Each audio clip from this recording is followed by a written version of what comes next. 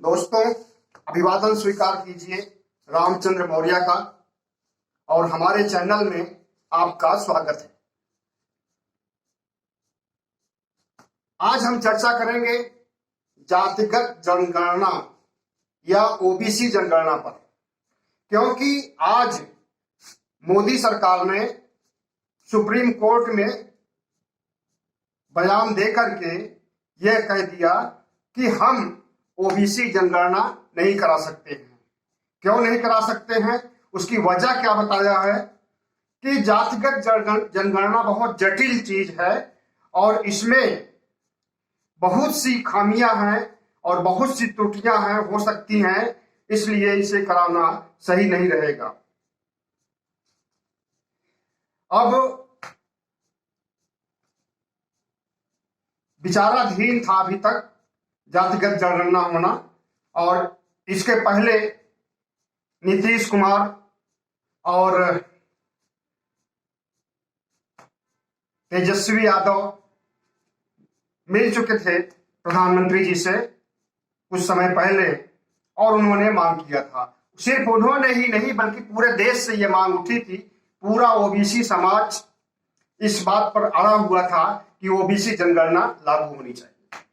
अब आगे हम आपको बताएं कि ओबीसी जनगणना क्या होती है, क्यों होती है और क्यों जरूरी है। उसके पहले बता दें कि ओबीसी जनगणना है क्या। दरअसल आजादी के बाद 1931 में पहली बार ओबीसी जनगणना अंग्रेजों ने करवाई थी। उसमें ओबीसी की 54% भागीदारी थी पूरे देश में, 54% जनसंख्या उनकी थी।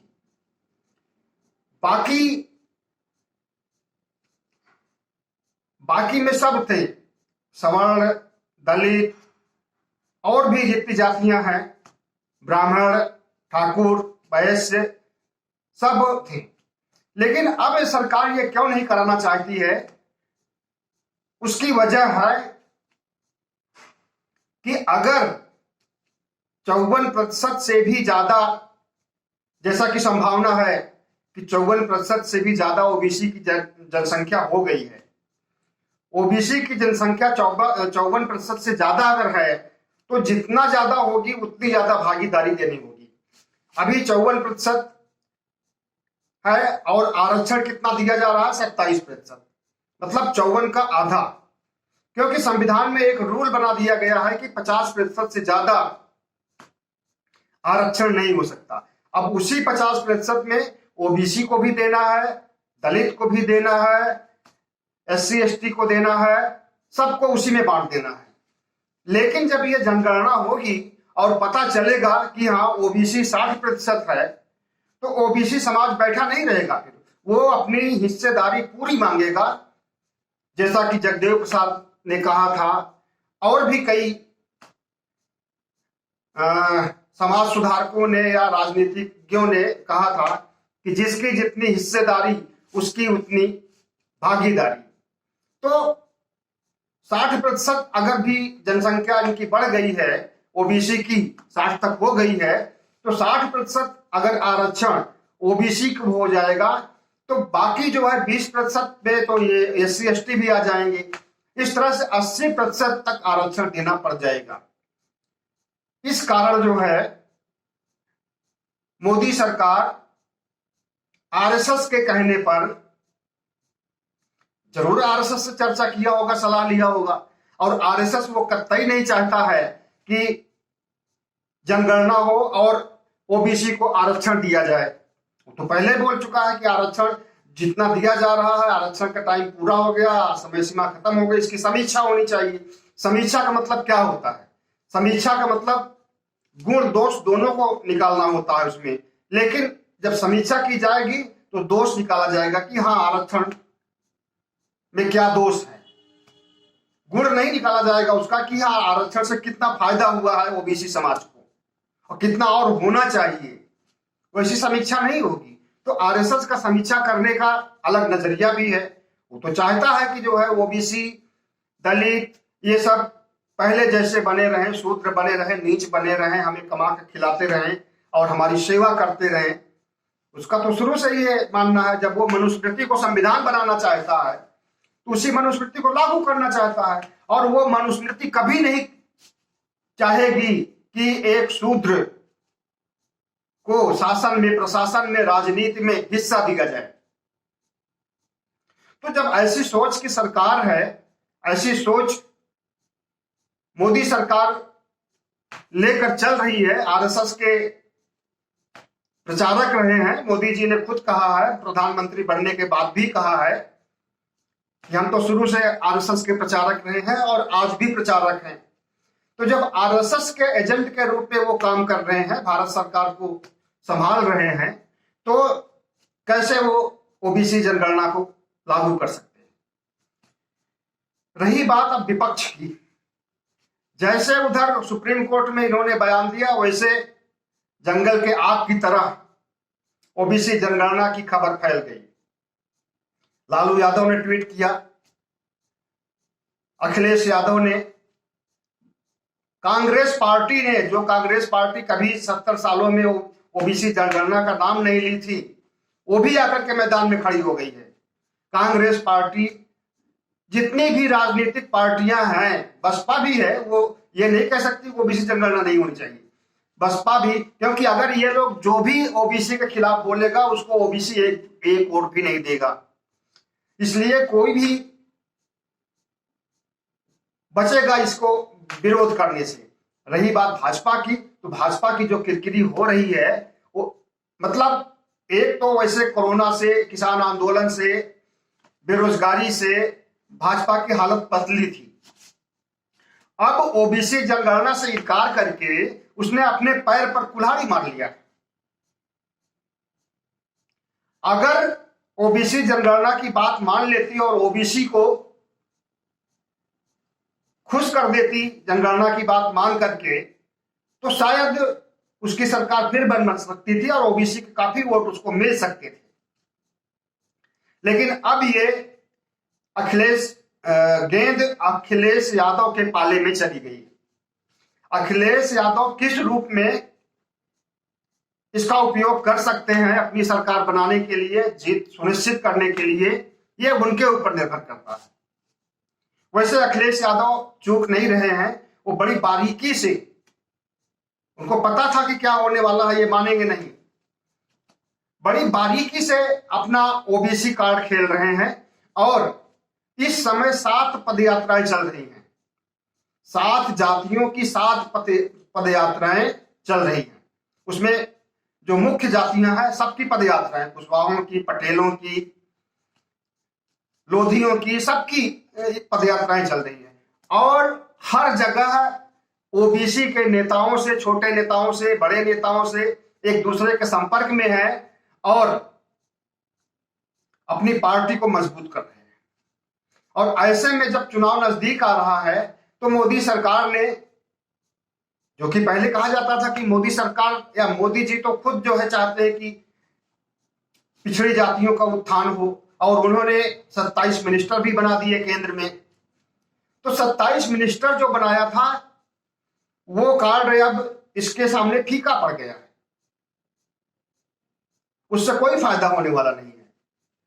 अगर ओबीसी जनगणना की बात मान लेते, तो ओबीसी जनगणना अभी तो है नहीं, अभी तो शुरू हुई है जनगणना 2021 की, और उसको शामिल कर लेते तो ये तो जाकर के 2024 के बाद इसके रिजल्ट आते हैं, और तब तक इनकी दोनों सरकारें बन जाती,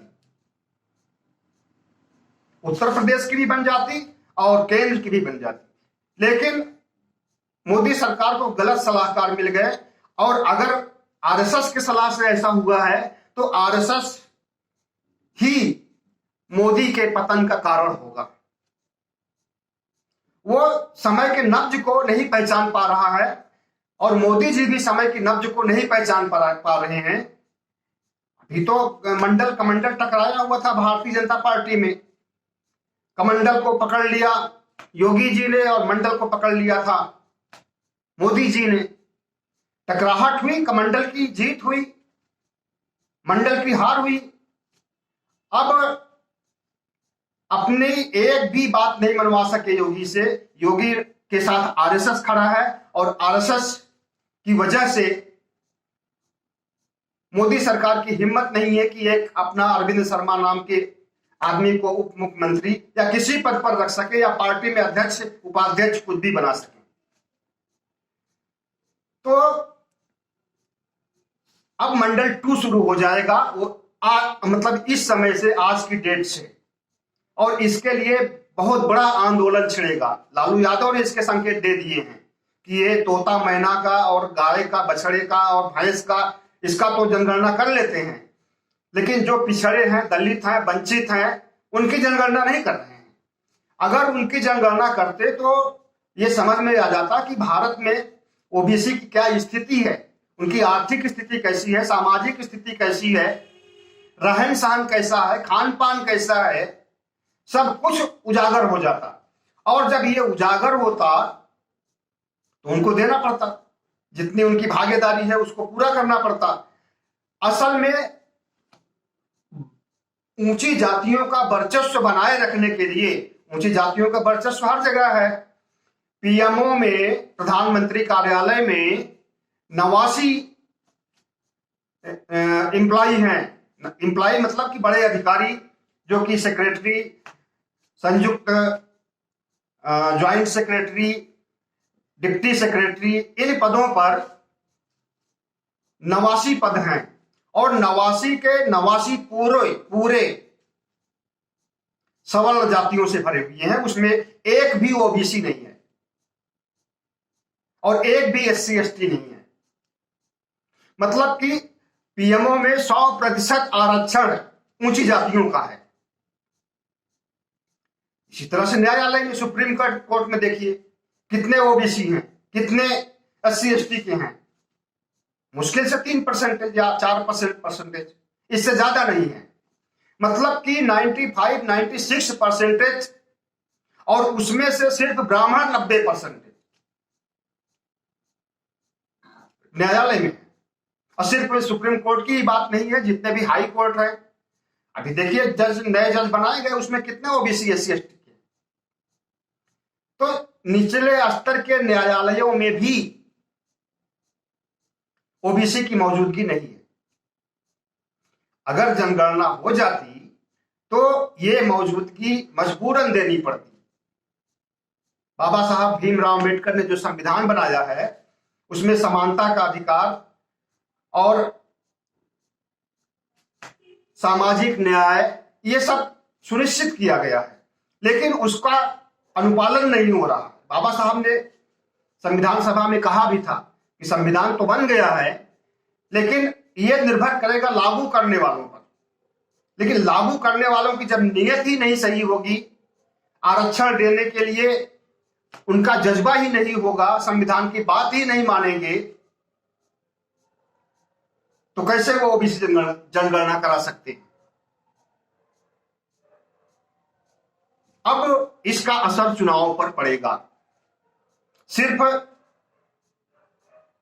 उत्तर प्रदेश के चुनाव नहीं, उत्तराखंड, पंजाब, जितने भी 5 राज्यों के चुनाव होने वाले हैं, हर जगह ओबीसी की संख्या ज्यादा है। और अभी तक ओबीसी में चेतना नहीं थी, लेकिन अब इस चीज को लेकर ओबीसी के नेता इतनी तेज में राग अलापेंगे कि एक अनपढ़, अशिक्षित ओबीसी को, किसान को भी जो है इसकी जानकारी हो जाएगी। और भारतीय जनता पार्टी में जितने भी ओबीसी एससी एसटी के सांसद हैं, वो सब चाहते थे कि जनगणना हो, और उनको आज भारी निराशा हुई है, क्योंकि अगली बार वो चुन करके नहीं आने वाले हैं, न तो विधानसभा में और न लोकसभा में। जहां तक राम मंदिर की बात है, राम मंदिर का मामला फिसल चुका है हाथ से। मंदिर कोर्ट के आदेश के अनुसार बन रहा है, उसमें मोदी का और किसी का कोई योगदान नहीं माना जाएगा, आरएसएस का कोई योगदान नहीं माना जाएगा। और फिर अब जो है ओबीसी एससी एसटी में अंबेडकरवाद की चेतना बहुत तेजी से आगे बढ़ रही है, बुद्धिज्म और अंबेडकरवाद की। अंबेडकरवाद का मतलब होता है कि मनुवाद का खात्मा, और उस मनुवाद का को जो अभी तक अपनाए हुए थे उसके बजाय अंबेडकर के रास्ते पर चलेंगे।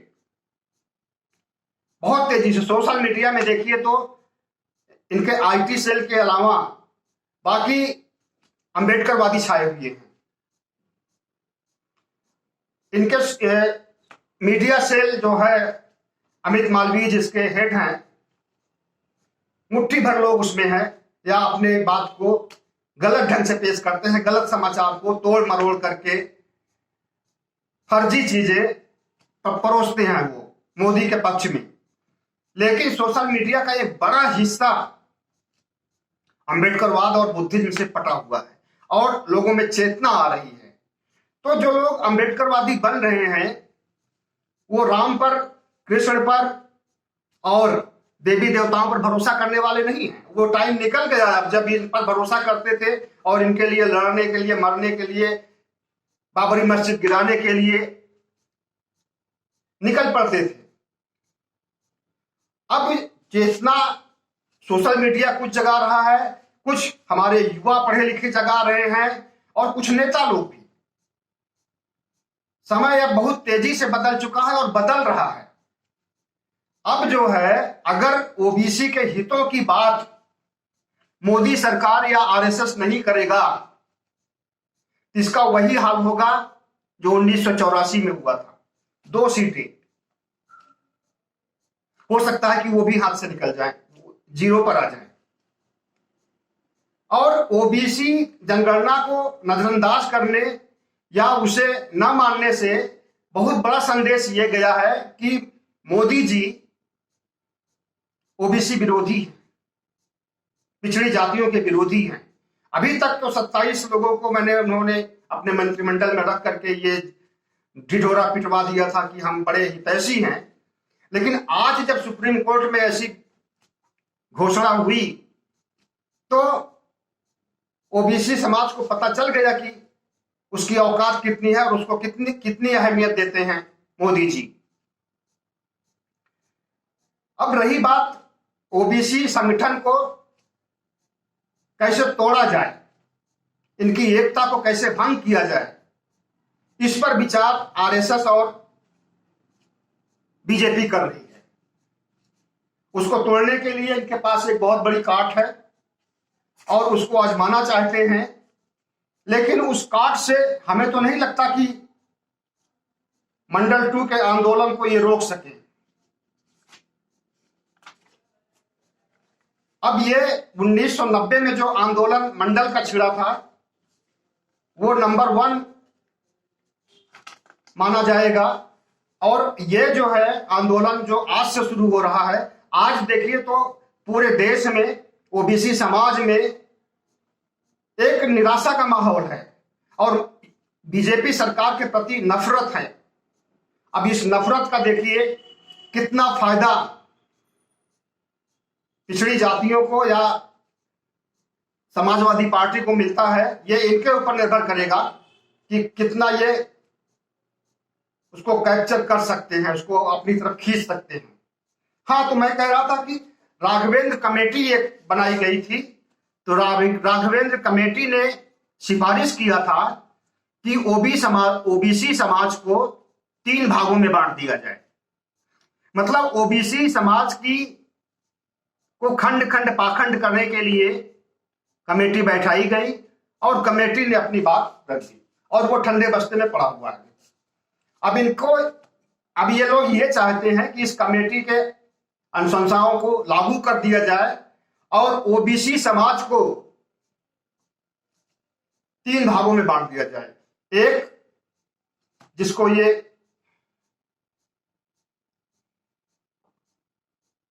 पिछड़ी जातियों में सबसे अगड़ा हुआ मानते हैं, क्रीमी लेयर कहा जाता है।